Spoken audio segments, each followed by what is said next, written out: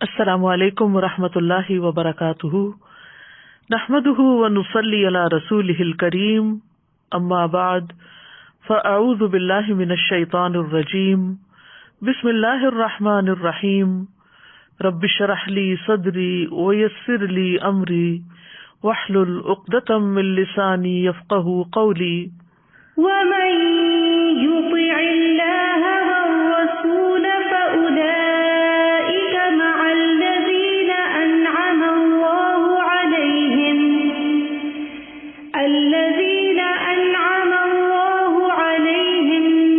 من النبيين والصديقين والشهداء والصالحين وحسن أولئك رفيقا۔ ومن يطع الله والرسول فأولئك مع الذين أنعم الله عليهم من النبيين والصديقين والشهداء والصالحين وحسن أولئك رفيقا۔ اور جو شخص اللہ اور رسول کی اطاعت کرتا ہے تو ایسے لوگ ان لوگوں کے ساتھ ہوں گے جن پر اللہ نے انعام کیا، یعنی انبیاء، صدیقین، شہداء اور صالحین کے ساتھ۔ اور رفیق ہونے کے لحاظ سے یہ کتنے اچھے لوگ ہیں۔ ایک دعا جو ہم ہر نماز کی ہر رکعت میں مانگتے ہیں، اہدنا الصراط المستقیم صراط الذین انعمت علیہم، کہ ہمیں سیدھا راستہ دکھا، ان لوگوں کا راستہ جن پر تو نے انعام کیا، یعنی ہمیں ان لوگوں کے راستے پر چلا جن پر تیرا انعام ہوا، جن سے تو راضی ہو گیا، جن سے تو خوش ہو گیا۔ تو سوال یہ پیدا ہوتا ہے کہ وہ کون خوش قسمت لوگ ہیں جن سے رب کریم راضی ہے اور وہ اس کے انعام کے مستحق ہیں۔ تو اس کا جواب بھی ہمیں سورۃ النساء کی آیت نمبر 69 سے ملتا ہے، وَمَن يُطِعِ اللَّهَ وَالرَّسُولَ فَأُولَٰئِكَ مَعَ الَّذِينَ أَنْعَمَ اللَّهُ عَلَيْهِمْ مِنَ النَّبِيِّينَ وَالصِّدِّيقِينَ وَالشُّهَدَاءِ وَالصَّالِحِينَ وَحَسُنَ أُولَٰئِكَ رَفِيقًا، کہ یہ خوش قسمت لوگ انبیاء ہوں گے، صدیقین ہوں گے، شہداء اور نیک لوگ ہوں گے، اور یہ بہترین ساتھی ہیں، بہترین دوست ہیں۔ جب ہم ان کے بارے میں سنتے ہیں تو ان پر رشک کرتے ہیں، اور پھر ہمارا دل چاہتا ہے کہ ہم بھی ان لوگوں میں شامل ہو جائیں، قیامت کے دن ہمیں بھی ان لوگوں کا ساتھ ملے۔ تو اس کے لیے یہ آیت اتاری گئی، وَمَن يُطِعِ اللَّهَ وَالرَّسُولَ، شرط لگا دی گئی کہ اگر ان لوگوں کا ساتھ چاہیے تو پھر اللہ اور رسول کی اطاعت کرنا ہوگی۔ جو کچھ اللہ اور اس کے رسول نے کہا ہے اس کو ماننا ہوگا، جس چیز سے روکا گیا ہے اس سے رکنا ہوگا۔ انسان اپنی زندگی میں بہت سے کام کرتا ہے، دنیا کے بھی اور دین کے بھی، لیکن بہت سارے کام انسان بغیر کسی نیت اور ارادے کے کرتا چلا جاتا ہے، یا بعض اوقات مرغوبات دنیا کے لیے کر رہا ہوتا ہے۔ ایسا کرنا اطاعت نہیں کہلاتا۔ اطاعت کے لیے نیت اور ارادہ ضروری ہے کہ یہ کام میں اللہ کی رضا کے لیے کر رہا ہوں۔ تو وہ شخص جو اس بات کی خواہش رکھتا ہو کہ قیامت کے دن نیک لوگوں میں اٹھایا جائے تو اسے پھر اللہ اور اس کے رسول کی اطاعت کرنا ہوگی، اپنے معاملات کو اللہ کی رضا کے تابع کرنا ہوگا۔ اگر دیکھا جائے تو ساری کائنات اللہ کی تابع دار ہے۔ اللہ سبحانہ تعالیٰ کے مقرر کردہ قانون کی ماتحتی میں ہر کوئی چل رہا ہے، سورج ہو، ستارے ہوں، سیارے ہوں، درخت ہوں، موسم ہوں، ہوائیں ہوں، بادل ہوں، بارشیں ہوں، یہ سب کچھ اللہ کی اطاعت کے مطابق کام کر رہے ہیں۔ تو ایک بندہ مومن کے لیے ضروری ہے کہ اس کی سوچ، اس کی خواہش، اس کے جذبات، اس کی دلچسپیاں، اس کے تعلقات، اس کی محبت اور نفرت، سب کے سب اللہ کی اطاعت میں رنگ جائیں۔ ہم اللہ کے بندے ہیں، کسی اور کے نہیں۔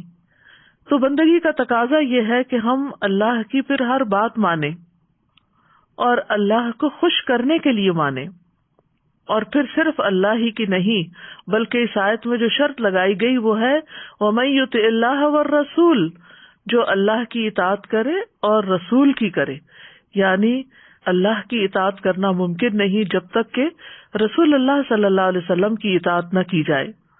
حقیقت یہ ہے کہ اللہ نے انسان کو عقل دی ہے جس کی بنا پر وہ ظاہری باتوں کو خوب سمجھتا ہے، لیکن بہت سی باتیں جاننے کے لیے، ان کی حقیقت تک پہنچنے کے لیے ان کی حکمت جاننے کے لیے صرف ظاہری یا دنیا کا علم کافی نہیں ہوتا، اس کے لیے اللہ کے پیغمبروں کی بتائی ہوئی تعلیمات کو جاننا اور اس کے مطابق چلنا ضروری ہوتا ہے، تاکہ انسان ہدایت کے راستے پہ چلے اور گمراہی کے راستے سے بچ جائے، کیونکہ جہاں اطاعت کا فائدہ ہے وہاں گمراہ ہونے کا نقصان بھی بہت بڑا ہے، اور یہ نقصان دنیا میں تو ہوتا ہی ہے لیکن آخرت میں بھی ہوگا۔ تو گویا آخرت کی ہر چیز کا انحصار اطاعت پر ہے۔ تو یہاں پر فرمایا وَمَن يُطِعِ اللَّهَ وَالرَّسُولَ، جو اللہ اور رسول کی اطاعت کرے، یعنی اپنی استطاعت اور قدرت کے مطابق، خواہ کوئی مرد ہو یا عورت ہو، امیر ہو یا فقیر ہو، بچہ ہو یا بوڑھا ہو، سبھی کے لیے ایک ہی بات ہے کہ وہ اطاعت کریں، یعنی اپنی خوشی سے، دل کی رضا سے اللہ کو راضی کرنے کے لیے اللہ تعالیٰ کے احکامات کو مانیں۔ تو پھر ایسے لوگ فَأُولَٰئِکَ مَعَ الَّذِينَ أَنْعَمَ اللَّهُ عَلَيْهِمْ، تو یہ لوگ ان لوگوں کے ساتھ ہوں گے جن پر اللہ نے انعام کیا۔ ان پر انعام کیوں کیا؟ کیونکہ انہوں نے اپنی زندگیاں اللہ کی اطاعت کے مطابق گزاری تھی۔ اب یہاں پر آ رہا ہے کہ ان کے ساتھ ہوں گے۔ ساتھ ہونے کا مطلب یہ نہیں کہ درجات میں ان کے برابر ہو جائیں گے، درجات میں تو فرق ہوگا۔ قرآن مجید میں آتا ہے لِكُلٍّ دَرَجَاتٌ مِّمَّا عَمِلُوا، ہر شخص کے درجے اسی کے مطابق ہیں جو اس نے عمل کیا۔ مطلب یہ ہے کہ وہ ان سے ملاقات کر سکیں گے، ان کے ساتھ بیٹھ سکیں گے، ان کو دیکھیں گے، ان کے ساتھ لطف اندوز ہوں گے، اور اس کے ساتھ ساتھ اللہ تعالیٰ نے ان کو باقی جنت کی جو نعمتیں ان کے درجات کے فرق سے ان کو عطا کی ہوں گی اس پر بھی وہ راضی اور خوش ہوں گے۔ یہ کون لوگ ہیں جن پر اللہ کا انعام ہوا؟ من النبیین، انبیاء میں سے۔ نبیین نبی کی جمع ہے۔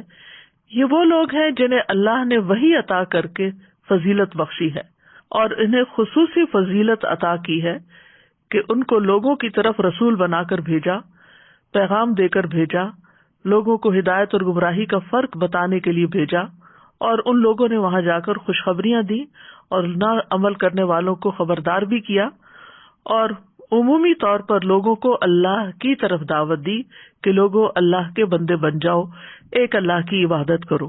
انبیاء کے بعد صدیقین کا درجہ آتا ہے۔ صدیقین صدیق کی جمع ہے۔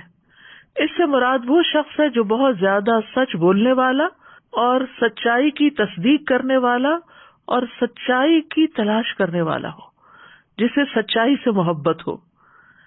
دوسرے لفظوں میں وہ رسول اللہ صلی اللہ علیہ وسلم کا بہت زیادہ فرما بردار ہو، اور اس کے ساتھ ساتھ اللہ تعالیٰ کے لیے بہت زیادہ اخلاص اختیار کرنے والا ہو۔ اور ان میں ہم دیکھتے ہیں کہ جیسے ابو بکر رضی اللہ عنہ کا لقب صدیق تھا، ان کی زندگی کا مطالعہ کرنا چاہیے۔ حضرت عائشہ کو عائشہ صدیقہ کہا جاتا ہے رضی اللہ تعالی عنہا۔ اسی طرح حضرت مریم کے بارے میں آتا ہے کہ وہ صدیقہ تھی، اور اللہ سبحانہ تعالیٰ نے اور لوگوں کو بھی یہ مقام عطا کیا ہوگا، لیکن نون نیمز جو ہیں وہ ہمیں یہی ملتے ہیں۔ بہرحال ہمیں اپنی زندگی میں دیکھنا چاہیے کہ ہمیں سچائی سے کتنی محبت ہے، اور سچائی ہمارے سامنے آ جائے قرآن اور سنت کی شکل میں تو ہم اس کی تصدیق کتنی کرتے ہیں، اور اس پر اعتراض کتنے کرتے ہیں، اور اس پر دل تنگ کیسے ہوتا ہے۔ تیسری کیٹیگری ہے وہ شہداء۔ شہداء شہید کی جمع بھی ہے اور شاہد کی جمع بھی ہے۔ شہید وہ جو اللہ کا کلمہ بلند کرنے کے لیے اللہ کے راستے میں جہاد کریں اور قتل کر دیے جائیں، اور شاہد کا مطلب ہے جو حق کی گواہی دے، یعنی جب حق ان کے سامنے آ جائے تو پھر اس کا انکار نہ کریں۔ اور چوتھی کیٹیگری ہے وہ صالحین۔ صالحون صالح کی جمع ہے۔ اس سے مراد ہر وہ شخص ہے جو اللہ کے حقوق دینے والا اور بندوں کے حقوق قائم کرنے والا، یعنی حقوق اللہ اور حقوق العباد کی ادائیگی کرنے والے صالحین ہوتے ہیں۔ اور مجموعی طور پر ان کے بارے میں فرمایا وَحَسُنَ أُولَٰئِكَ رَفِيقًا، کہ کتنے اچھے ہیں، بہترین ہیں یہ رفیق۔ رفیق کا لفظ جو ہے یہ رفق سے ہے۔ رفق کہتے ہیں نرمی کو۔ دوست وہی ہوتا ہے جو دوست کے ساتھ نرمی برتتا ہے، اس کی بات مانتا ہے، اس کے ساتھ کوآپریٹ کرتا ہے۔ تو رفیق کہتے ہیں اس شخص کو جس کی نرمی اور جس کی اچھی عادات کی وجہ سے اس کے ساتھ انسان کا تعلق اچھا ہو، جس کی کمپنی میں انسان رہنا پسند کرے۔ یعنی قیامت کے دن جن کو یہ دوست مل جائیں گے، جن کو یہ ساتھی ملیں گے، جن کو ان کا ساتھ ملے گا، تو وہ بہت خوش قسمت ہوں گے کہ وہ ان کی کمپنی کو انجوائے کریں گے۔ بہرحال عربی زبان میں رفیق اس کو بھی کہتے ہیں جس سے سفر اور حضر میں فائدہ اٹھایا جائے۔ تو یہاں پر بعض اوقات رفیق کا مطلب یہ کیا جاتا ہے ساتھی، یعنی جو کسی کے ساتھ ہو۔ کبھی انسان کسی کے ساتھ ہوتا بھی ہے لیکن اس کے ساتھ وہ خوش نہیں ہوتا یا اس کا دل نہیں ملتا، تو ایسا انسان جس کی شفقت زیادہ ہو، جو خیال کرنے والا ہو، وہی اپنے ساتھی کے لیے رفیق بنتا ہے۔ تو اللہ سبحانہ تعالیٰ نے یہاں بیان کر دیا کہ اطاعت گزار لوگ انبیاء، صدیقین، شہداء اور صالحین سے فائدہ حاصل کریں گے، اور یہ ان سے اسی وقت فائدہ پا سکتے ہیں جب انہیں ان سے نرمی اور خیر حاصل ہو۔ تو ہم صالح ہیں یا نہیں، اس کا اندازہ کس چیز سے لگا سکتے ہیں کہ ہمارے دل میں دوسروں کے لیے کتنی خیر خواہی ہے، ہم ان کے ساتھ کیسا معاملہ کرتے ہیں، کیا ہم ان کا خیال رکھتے ہیں یا نہیں۔ تو اللہ سبحانہ تعالیٰ نے بیان کر دیا ہے یہاں پر کہ انبیاء، صدیقین اور شہداء اور صالحین اطاعت گزار کے لیے شدید محبت رکھنے والے اور اس کو دیکھ کر خوش ہو جانے کی وجہ سے اس کے لیے رفیق ساتھی کی طرح ہوں گے۔ اس آیت کا ایک شان نزول بھی بتایا جاتا ہے، سلسلہ صحیح ہم ایک روایت آتی ہے، حضرت عائشہ کہتی ہیں ایک آدمی نبی صلی اللہ علیہ وسلم کے پاس آیا، کہنے لگا اللہ کے رسول، آپ مجھے میری جان سے بھی زیادہ محبوب ہیں، آپ مجھے میرے اہل و عیال سے بھی زیادہ پیارے ہیں، آپ مجھے میرے بیٹے سے بھی زیادہ محبوب ہیں۔ جب میں گھر میں ہوتا ہوں اور آپ مجھے یاد آتے ہیں تو مجھ سے صبر نہیں ہو پاتا، حتیٰ کہ میں آپ کے پاس آ جاتا ہوں اور آپ کا دیدار کر لیتا ہوں، لیکن جب مجھے اپنی اور آپ کی موت یاد آتی ہے تو سوچتا ہوں کہ آپ جنت میں داخل ہوں گے تو انبیاء کے ساتھ بلند مرتبوں پر ہوں گے، اور اگر میں جنت میں داخل ہوا تو مجھے اندیشہ ہے کہ میں آپ کو دیکھ نہ سکوں گا۔ نبی صلی اللہ علیہ وسلم نے کوئی جواب نہ دیا، حتیٰ کہ جبریل علیہ السلام یہ آیت لے کر نازل ہوئے، وَمَن يُطِعِ اللَّهَ وَالرَّسُولَ فَأُولَٰئِكَ مَعَ الَّذِينَ أَنْعَمَ اللَّهُ عَلَيْهِم مِّنَ النَّبِيِّينَ وَالصِّدِّيقِينَ وَالشُّهَدَاءِ وَالصَّالِحِينَ وَحَسُنَ أُولَٰئِكَ رَفِيقًا۔ اور یہ ایک حقیقت ہے کہ انسان اسی کے ساتھ ہوگا جس سے وہ محبت کرتا ہے۔ ایک حدیث میں آتا ہے، ابو ذر رضی اللہ عنہ کہتے ہیں میں نے عرض کیا یا رسول اللہ صلی اللہ علیہ وسلم، ایک آدمی کسی قوم سے محبت کرتا ہے لیکن ان جیسے اعمال کرنے کی قدرت نہیں رکھتا، تو اس کا کیا حکم ہے؟ آپ نے فرمایا اے ابو ذر، آخرت میں تم اس کے ساتھ ہوگے جس سے تم محبت کرتے ہوگے۔ میں نے کہا میں اللہ اور اس کے رسول سے محبت کرتا ہوں۔ آپ نے فرمایا اے ابو ذر، تم اسی کے ساتھ ہوگے جس سے تم محبت کرتے ہو۔ تو نیک لوگوں کی صحبت کا فائدہ دنیا میں بھی ہے اور آخرت میں بھی ہے۔ دنیا میں انسان صرف ان کے رویے سے، ان کی خاموشی سے، ان کے معاملات سے بہت کچھ سیکھتا ہے اور اپنی اصلاح کر لیتا ہے، اور ان کی محبت کی وجہ سے انسان کے اندر نیک بننے کی خواہش پیدا ہو جاتی ہے کہ میں بھی ان جیسا بنوں۔ وہ ان پر رشک کرتا ہے اور اس کو ان سے خیر ہی خیر ملتی ہے۔ صالح اور نیک ساتھی کی مثال ایسے ہی ہے جیسے کوئی خوشبو بیچنے والا ہو کہ اگر وہ خوشبو لگانے کو نہ بھی دے تو جو خوشبو خرید بیچ رہا ہوتا ہے اس سے بھی اس کے ساتھی کو خوشبو پہنچتی ہے۔ یعنی اگر کوئی ایکٹیولی آپ کو کچھ دیتا نہیں بھی، مثلا کوئی تعلیم نہیں دیتا، کوئی نصیحت نہیں بھی کرتا، لیکن انڈائریکٹلی آپ بہت کچھ ایسی کمپنی میں سیکھ جاتے ہیں۔ اور آخرت میں تو صحبت صالح جنت میں داخلے اور مغفرت کا سبب ہے۔ امام مالک سے کسی نے پوچھا مجھے ایسا عمل بتائیے جو مجھے جنت میں داخل کر دے۔ فرمایا صالحین سے محبت کرو، ہو سکتا ہے اللہ تعالیٰ ان میں سے کسی کے دل کو جھانکے اور اس میں تمہارا نام لکھا ہو اور اللہ تعالیٰ تمہیں بخش دے اور جنت میں داخل فرما دے۔ یعنی اگر تم صالحین سے محبت کرو گے تو صالحین بھی تم سے محبت کریں گے، تو صالحین جن سے محبت کریں گے اللہ تعالیٰ ان کو صالحین سے ملا دیں گے۔ عربی کا ایک شعر بھی ہے، احب الصالحین ولست منہم لعل اللہ یرزقنی صلاحا، میں صالحین سے محبت کرتا ہوں حالانکہ میں ان میں سے ہوں نہیں، اپنے آپ کو میں نیک نہیں سمجھتا، شاید کہ اللہ تعالیٰ مجھے بھی نیکی عطا کر دے۔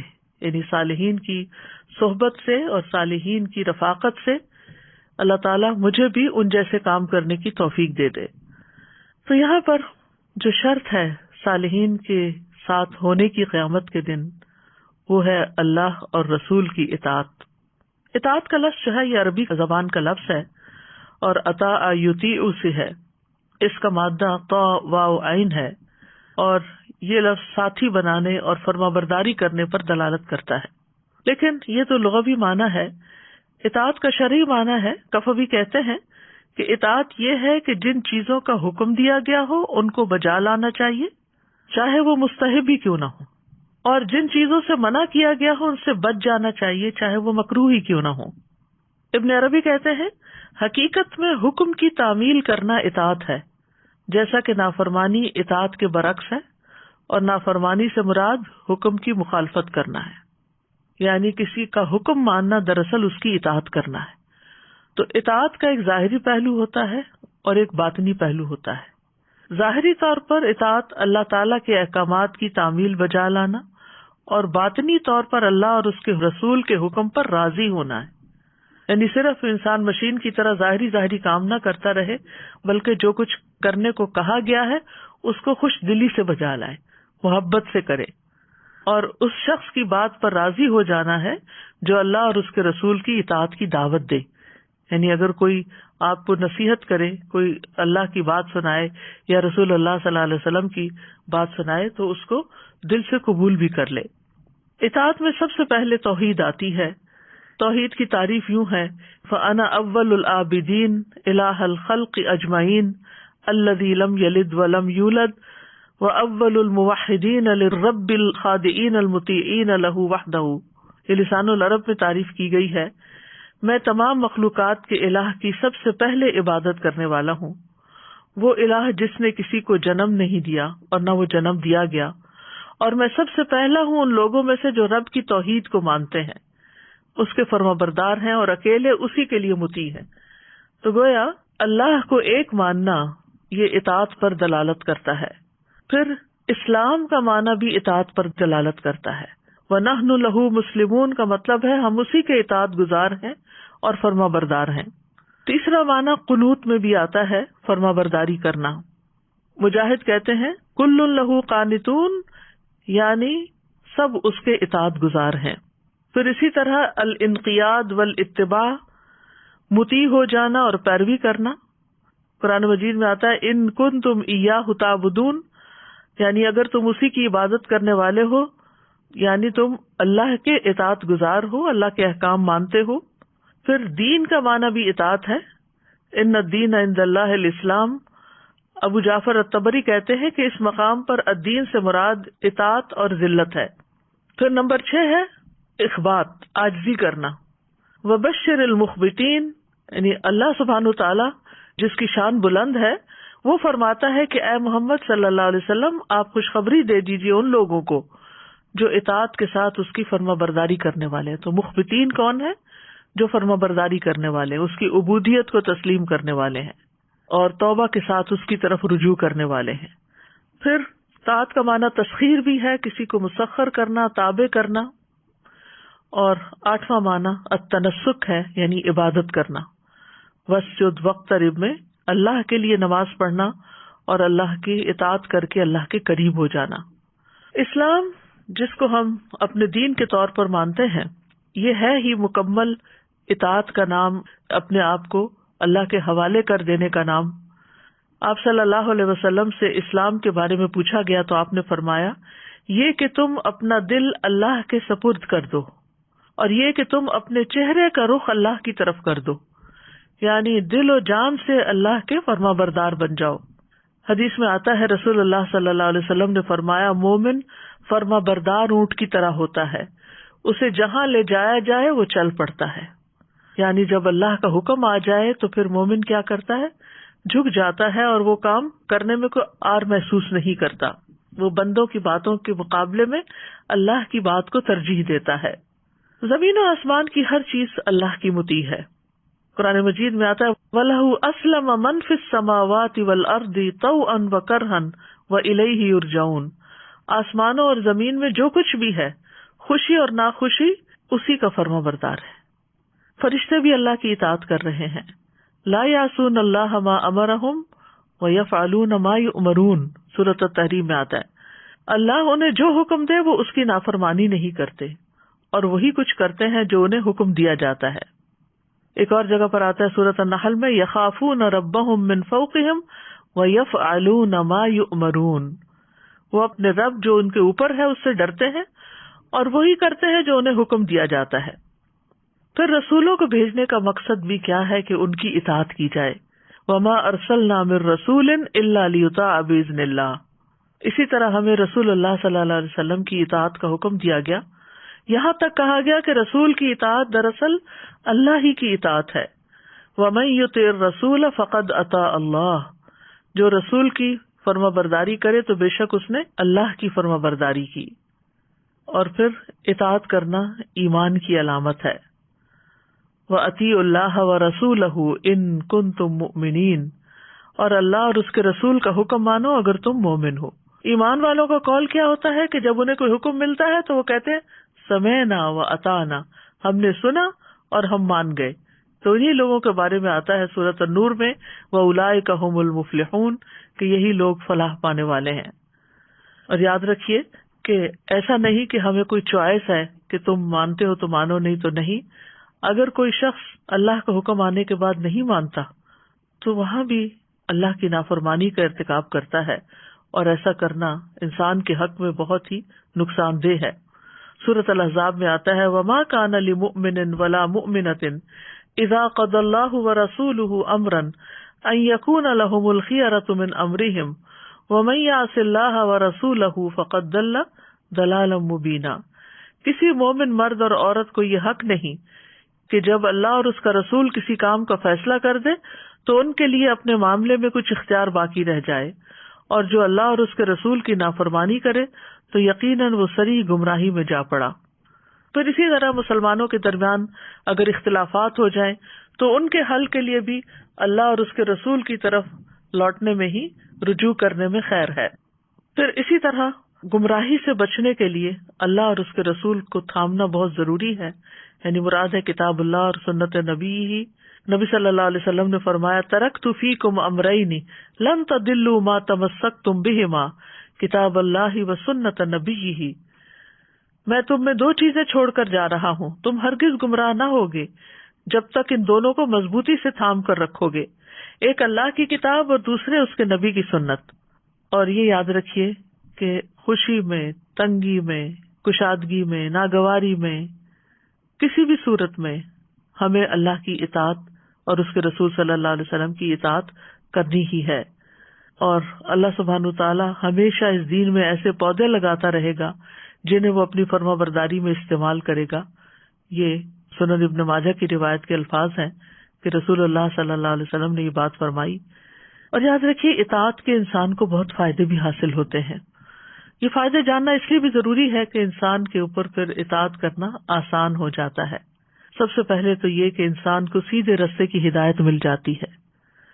فرمایا وَاتَّبِعُوهُ لَعَلَّكُمْ تَهْتَدُونَ، اور تم اس نبی کی پیروی کرو تاکہ تم ہدایت پا جاؤ، کیونکہ ہدایت کا معیار قرآن مجید میں یہی رکھا گیا وَإِن تُطِيعُوهُ تَهْتَدُوا، اگر تم اس نبی کا حکم مانو گے تو ہدایت پا جاؤ گے۔ پھر اسی طرح اللہ کی رحمت ملتی ہے۔ فرمایا وَأَطِيعُوا اللَّهَ وَالرَّسُولَ لَعَلَّكُمْ تُرْحَمُونَ، اور اللہ اور رسول کا حکم مانو تاکہ تم پر رحم کیا جائے۔ پھر آتا ہے وَأَقِيمُوا الصَّلَاةَ وَآتُوا الزَّكَاةَ وَأَطِيعُوا الرَّسُولَ لَعَلَّكُمْ تُرْحَمُونَ، یہاں نماز قائم کرنے اور زکوٰۃ دینے کا حکم دیا جا رہا ہے، اور اس کے ساتھ ساتھ رسول کی اطاعت کا حکم دیا گیا ہے۔ کیوں؟ تاکہ تم رحم کیے جاؤ۔ پھر اسی طرح اللہ کی محبت ملتی ہے جب انسان رسول کی پیروی کرتا ہے۔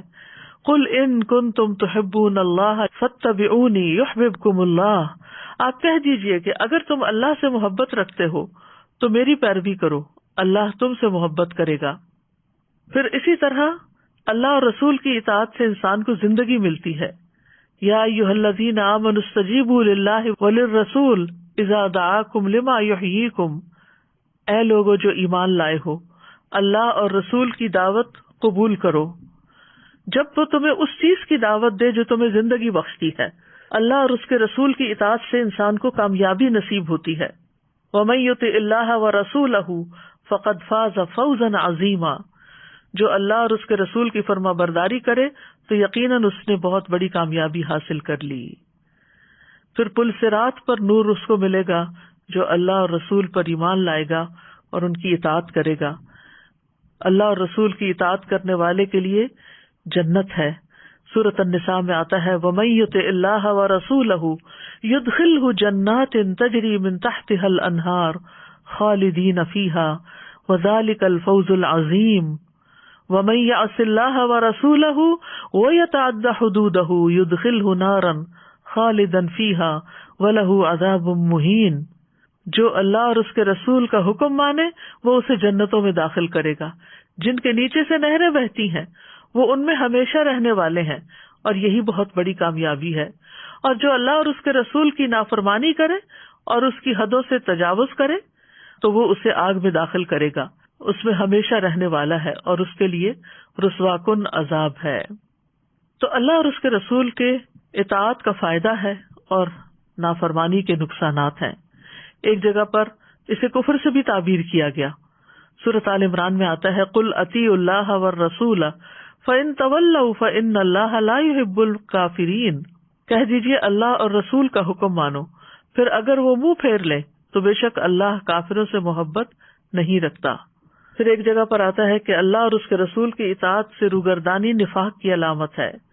وَإِذَا قِيلَ لَهُمْ تَعَالَوْا إِلَىٰ مَا أَنزَلَ اللَّهُ وَإِلَى الرَّسُولِ رَأَيْتَ الْمُنَافِقِينَ يَصُدُّونَ عَنْكَ صُدُودًا. اور جب ان سے کہا جائے کہ جو کچھ اللہ نے نازل کیا اس کی طرف اور رسول کی طرف آؤ تو آپ منافقوں کو دیکھیں گے کہ آپ سے منہ موڑ لیتے ہیں. منہ موڑنا، اللہ اور رسول کی اطاعت نہ کرنا گمراہی کا باعث ہے. فرمایا وَمَن يَعْصِ اللَّهَ وَرَسُولَهُ فَقَدْ ضَلَّ ضَلَالًا مُبِينًا. اور جو کوئی اللہ اور اس کے رسول کی نافرمانی کرے تو یقیناً وہ گمراہ ہو گیا، واضح گمراہ ہونا. پھر اللہ اور اس کے رسول کی مخالفت جو ہے یہ فتنوں اور عذاب کا باعث ہے. اللہ اور اس کے رسول کی مخالفت پر وعید بھی آئی ہے، اور نبی صلی اللہ علیہ وسلم کی اطاعت نہ کرنے والے کا نبی صلی اللہ علیہ وسلم سے کوئی تعلق نہیں. یعنی جو آپ کے طریقے سے بے رغبتی اختیار کرے وہ آپ میں سے نہیں. فرمایا ومن رغب عن سنتی فلیس منی.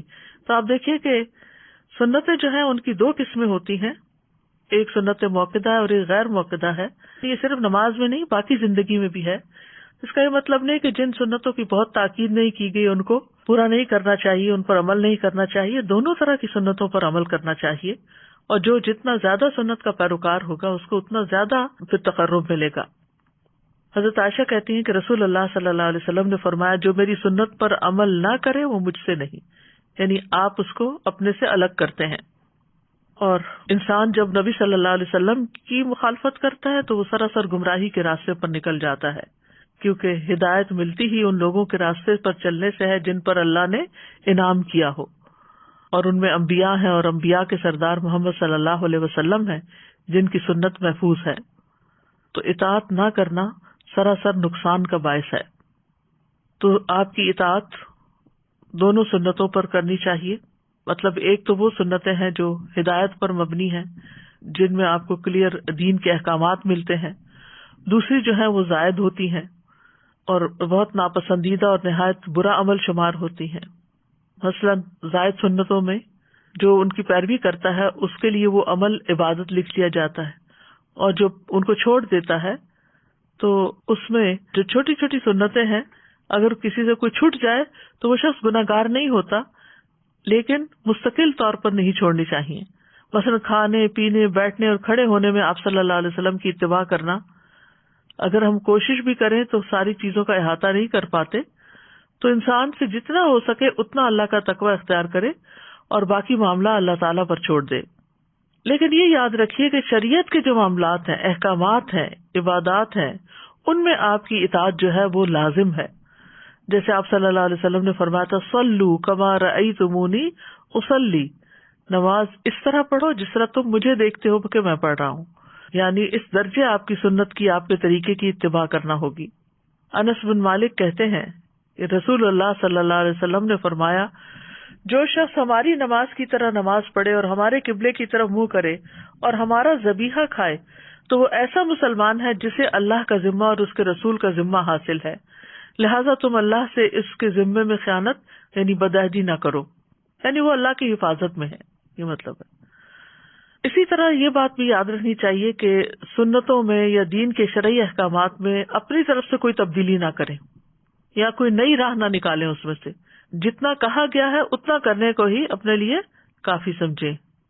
پھر اسی طرح یہ بھی یاد رکھیں کہ نبی صلی اللہ علیہ وسلم کے حکم پر کسی اور کا حکم نہیں لانا چاہیے.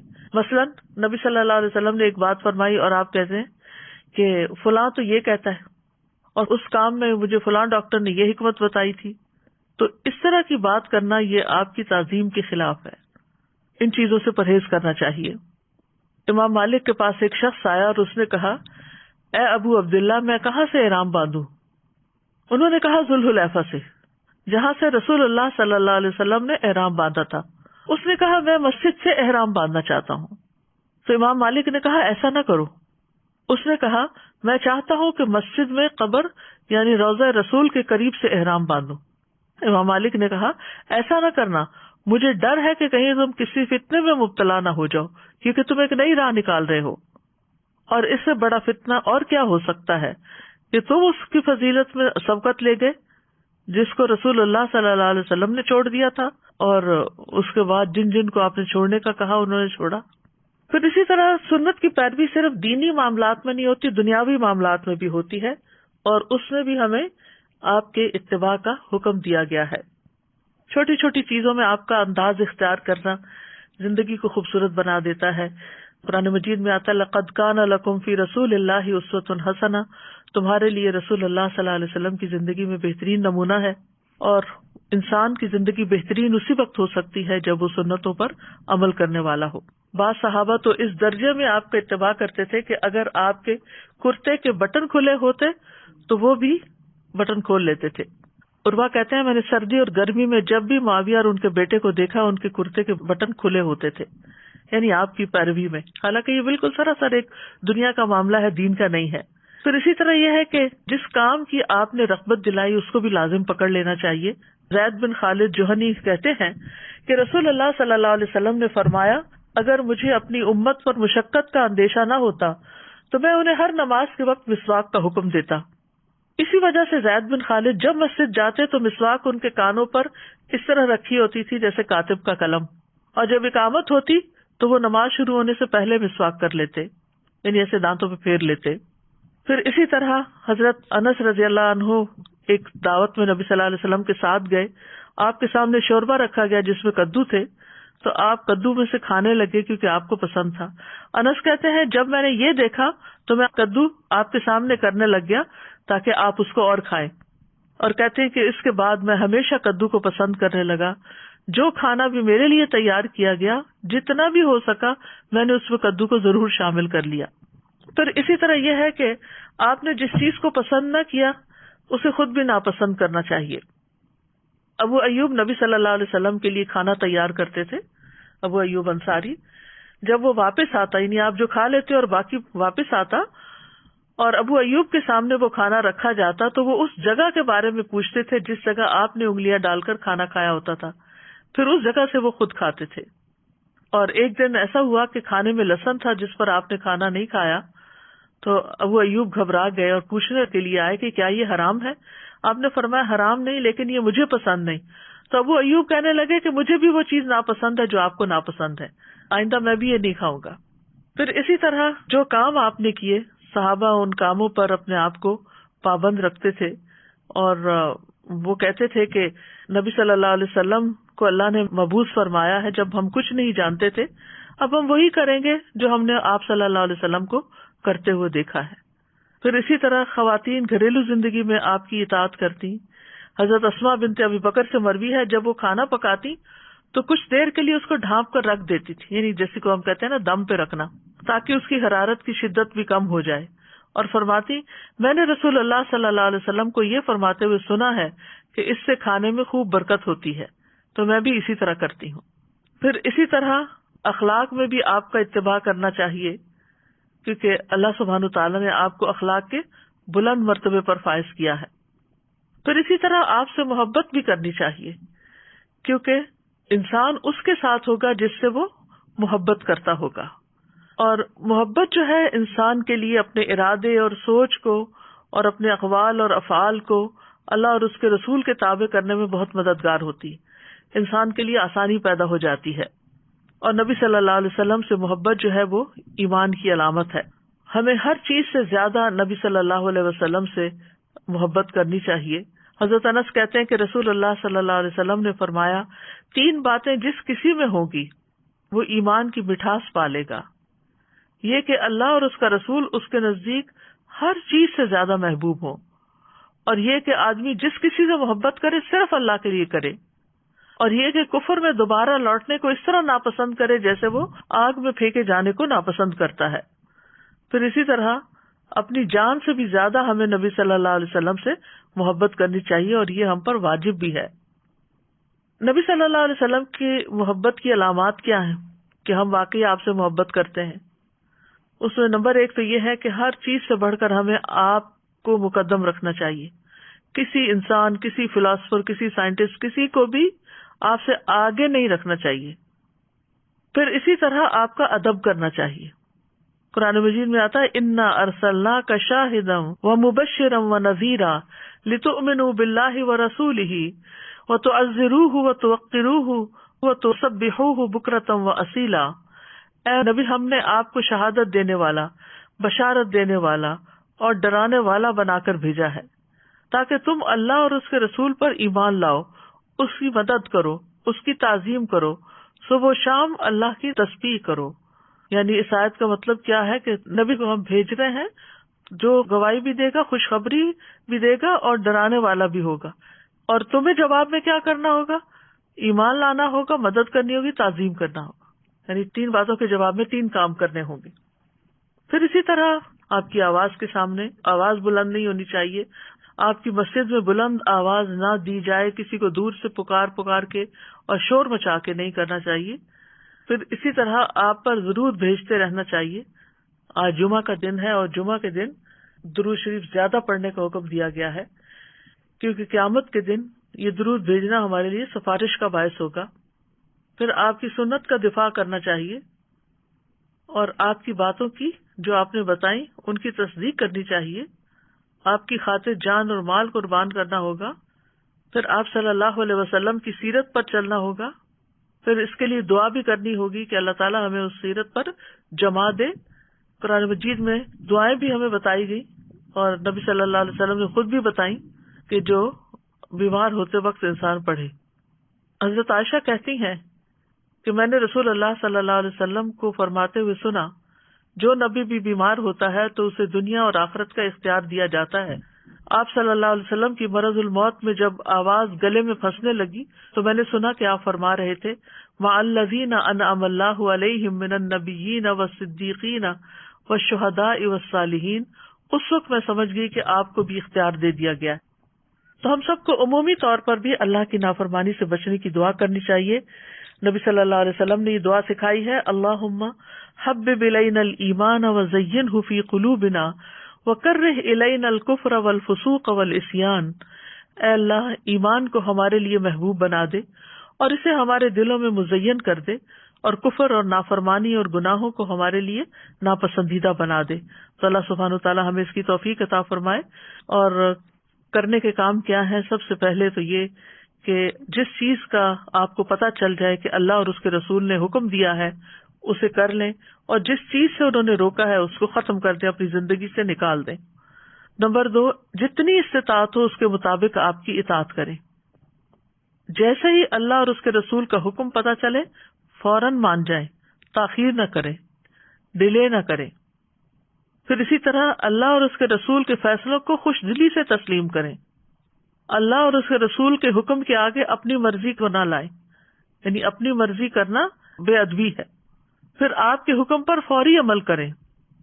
عبداللہ بن مسعود رضی اللہ عنہ کہتے ہیں کہ ہم نبی صلی اللہ علیہ وسلم کے ساتھ ہوتے تھے تو آپ کو کسی بھی معاملے میں صرف ایک مرتبہ حکم کی ضرورت پیش آتی تھی اور ہم فوراً ہی اسے بجا لاتے تھے، یعنی پہلی آواز پر ہی اٹھ جاتے تھے.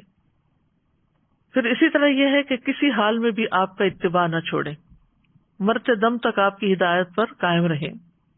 اور اسی طرح انبیاء اور صحابہ کرام تو ہمارے سامنے نہیں، لیکن ہمیں ہمیشہ ان سے بھی محبت رکھنی چاہیے اور بعد میں بھی امت میں جیسے امام ائمہ کرام آئے ہیں، فقہائے کرام آئے ہیں، مفسرین آئے ہیں، اور بھی جن جن لوگوں نے دین کی خدمت کی ہے، جن کی زندگیاں بھی اس کے مطابق تھیں، تو ان کے ساتھ بھی محبت کرنی چاہیے.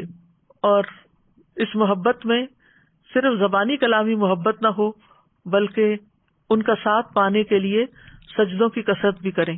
ربیعہ بن کعب الاسلمی سے روایت ہے، وہ کہتے ہیں کہ میں رات کو رسول اللہ صلی اللہ علیہ وسلم کے پاس سوتا، آپ کے وضو کے پانی اور ضروریات کا خیال رکھتا، تو ایک دن آپ نے فرمایا مانگو. میں نے عرض کیا میں جنت میں آپ کی رفاقت کا سوال کرتا ہوں. آپ نے فرمایا اس کے علاوہ کچھ اور؟ میں نے عرض کیا بس یہی چاہتا ہوں. تو آپ نے فرمایا اپنے معاملے میں سجدوں کی کثرت کے ساتھ میری مدد کرو، یعنی سجدوں کی کثرت ہوگی تو میں تمہاری شفاعت کر سکوں گا. پھر اپنے اندر امانت اور سچائی پیدا کریں، کیونکہ رسول اللہ صلی اللہ علیہ وسلم نے فرمایا صادق امین مسلمان تاجر قیامت کے دن انبیاء، صدیقین اور شہداء کے ساتھ ہوگا. اللہ سبحانہ وتعالی ہمیں عمل کی توفیق عطا فرمائے. وآخر دعوانا ان الحمد للہ رب العالمین. سبحانک اللہم وبحمدک اشہد ان لا الہ الا انت استغفرک واتوب الیک.